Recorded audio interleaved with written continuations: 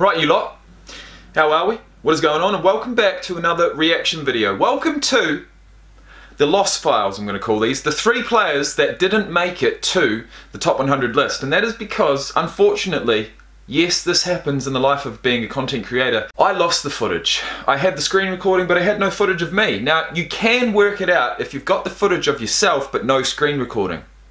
You can do something with that. Unfortunately, with just a screen recording and no me, there's simply nothing I could do. So I thought that I'd just try and skip it and get away with it. And I did get away with it, because I explained myself. But at the end of the day, it's never ever ever gonna sit right with me having 97 videos of 100 in that list, in that playlist, going into the future. These videos have to be made. The first of the 3 that we missed is Mike Evans.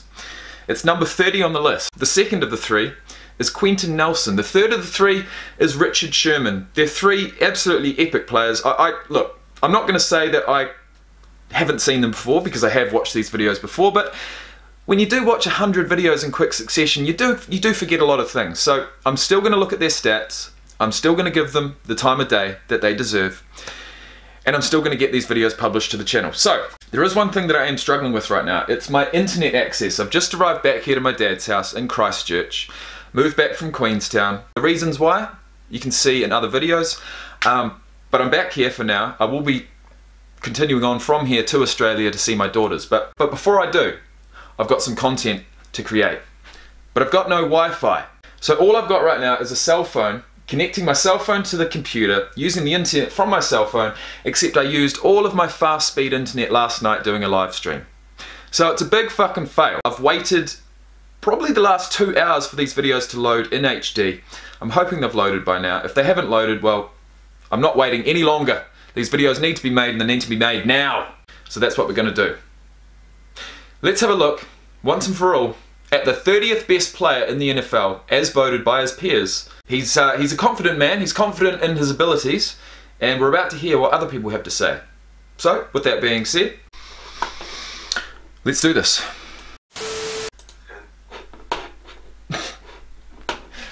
Oh my god, my speaker is over there. Oh, can I bring the speaker further closer to the camera here? Let's try that. And then this year I should be on it as well. Oh yeah. You think you belong on it? Yeah, I said last year I should be on it. And then this year I should be on it as well. So I'm guessing he wasn't on it last year. No, he was. Where's 13 line? Just not the place he would have liked.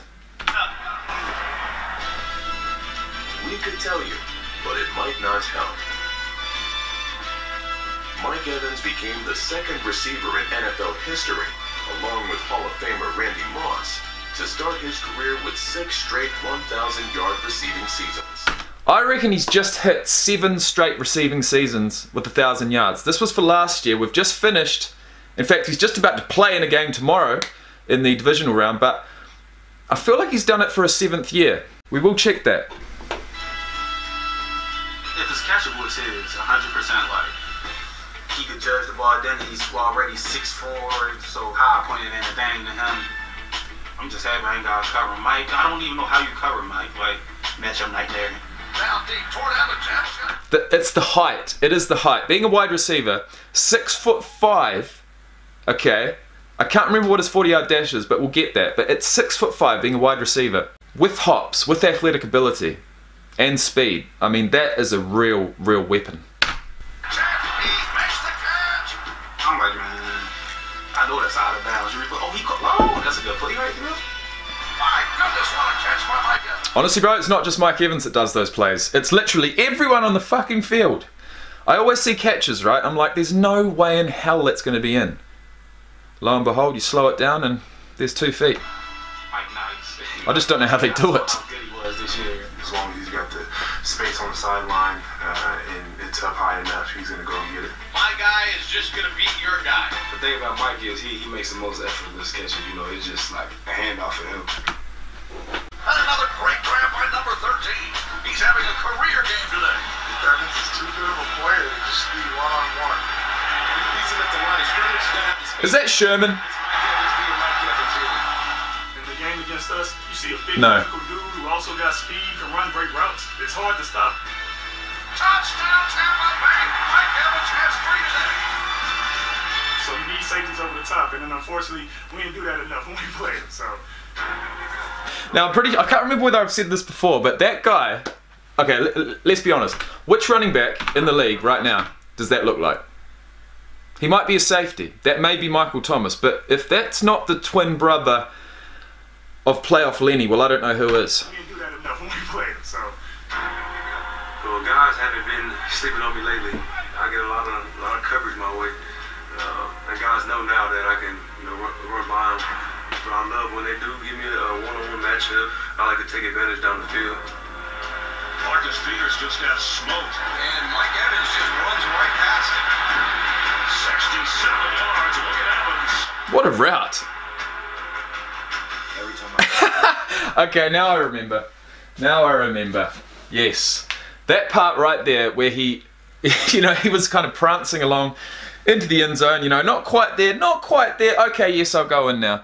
That reminds me of a guy, Carlos Spencer, played for the Auckland Blues, absolute rugby legend in New Zealand. He did the same thing to us. The Canterbury Crusaders won one final actually. Scored the try, but didn't score it until he literally walked, didn't even need to run at this point because we'd given up. He scored the winning try. He could have put it under the post to get the easy kick, but he decides to turn right and walk all the way to the end of the end zone, or end of the touch line, as we call it, end of the dead ball line. Went right into the corner. By that point, a lot of his teammates had crowded around behind him, and basically put the ball down and won the game. And lo and behold, they didn't need the kick. They didn't need the kick because in rugby, right, you put the ball down, wherever you put it down, that's where you have to line up the kick from. So if you can only get the ball right out to the side, you can't bring it round, like under the posts. You have to take a much harder kick, right? So not only did they not need the kick to win, the try sealed it. But then he goes and kicks it anyway. And I'll tell you what, that is one of the most classic moments in rugby, in Super Rugby, you will ever see. And if you do want to check it out, Carlos Spencer scores last-minute try for the Blues against the Crusaders. One of the most memorable moments of my rugby life. Not for a good reason, but it was still epic. And with my attitude, yes, I'm a Cantabrian, but I'm not a one-eyed Cantabrian. Spencer. Goodness, he's not going to pass it, is he? He does. To Rokethoko. Joe Rokethoko. Up the middle. He's got Howlett with him. Oh, he didn't pass it, but he's found Collins in support. Oh, Spencer! Oh, this is amazing!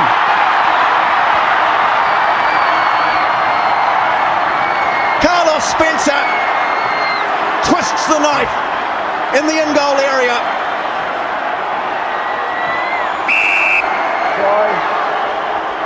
And that'll do it for the Blues. I can be unbiased, I can see talent. Doesn't matter if they're on my team or not. And with that being said, that's what we're seeing right now. I see Pure talent. Cares himself, just the violence that he plays with. Obviously, he's a physically imposing guy, but there's some big guys that don't play that big. He's a beast out there. It's Mike Evans. I'd be surprised if he did sort of enjoy lowering his shoulder at that height. I mean, to be honest, if nothing else, you catch that ball, you got to watch those legs, man. You got to watch those long legs because they're going to be coming for them.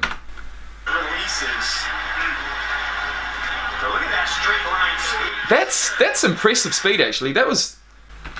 He's a beast out there. Look at the way. Look at his first couple of steps. Look at his first couple of steps. Fuck. Not only are they long, but he's actually got some decent acceleration. Every time I go out there and watch it, I'm trying to match that. That's what I'm trying. I'm trying to play like Mike Evans.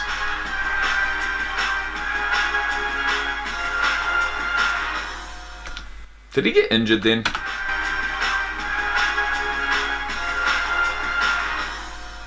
Possibly. Okay, before we go, guys, this would not be complete without looking at his Wikipedia. He's had some success this year. We did hear, right? We did hear in that video that he had 6 consecutive seasons with 1,000 receiving yards or more. I believe he set an NFL record, all-time record, having reached only just prior to getting injured 1,000 yards on the 2020 season. Now let's have a look. He's 6'4" 3/4, 1.95 m, 231 pounds, 105 kg. Now when I look at that height, I instantly think of Jonah Lomu, right? Anything around 6'5", 6'6", I think of Jonah. One of the greatest rugby players of all time, one of the most imposing rugby players of all time.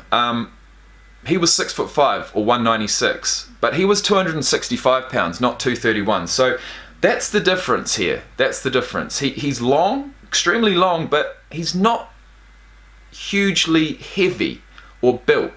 So to hear in that video that he does play aggressive is surprising. He's got a 4.53 40-yard dash. We saw all of that. 37 inches on the vertical jump. At 6'5" with a 37-inch vertical jump, yeah, you're going to go up over a lot of cornerbacks, I think, and a 12 rep effort on the bench press. So if we read his 20, yeah, there we go. There we go. Look at that. Oh my God, look at that. Look at that as a career, bro. There is not a receiver in the league right now with as impressive stats as that. I'm not even looking at touchdowns. I'm looking at yards. 1,000 receiving yards in every single season he's played, including this one. His 7th. There you go. There you go. 1,051 in 2014, 1,206 in 2015, 1,321 in 2016, 1,001 in 2017. Now that's lucky. 1,524 in 2018, 1,157 in 2019, which is the season that we just watched. And in this past season, 2020, they're still in the playoffs. He's still playing. He got 1,006 yards. That is impressive. That is a stat that I hope he continues. Imagine if he did the first 10 seasons. Honestly, he's at the top of his game. Okay. He's only 27 years of age. And there is really no reason that I can see as to why he wouldn't do that. You know what I mean? Unless, like he talked about, he starts getting double teamed all the time, in which case his production may go down. That's what I see. That's what I see. He scored 14 touchdowns this year so far, which brings his total, including regular and postseason games, to 62. 62 touchdowns, 108 games, and almost 8,500 yards. Now that is some career. And guys, with that being said, that is my reaction to his career so far. In the next one, we're looking at Quentin Nelson. And after that, we're looking at Richard Sherman. And that'll be it. I'm surprised I'm doing these, man. I am surprised. But at the end of the day, like I said, there's no way in hell I can sit there and have a 100 video series having 97 videos in it. It just doesn't work.